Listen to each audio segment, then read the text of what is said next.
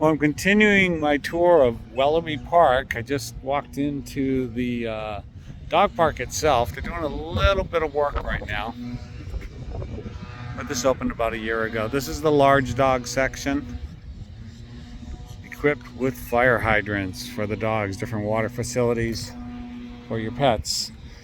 Pavilion area covered, shaded.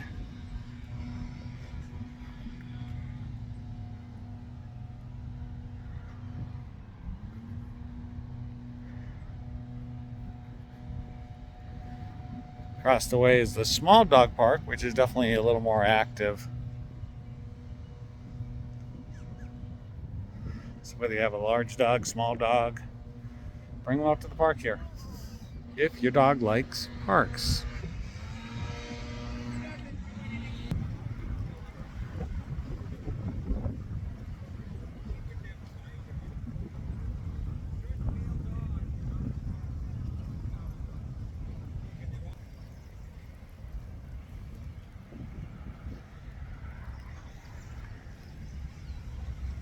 Well, I hope you enjoyed the tour of Welleby Park. I will say that Welleby Park's probably the largest park in length that I have seen so far in the city of Sunrise.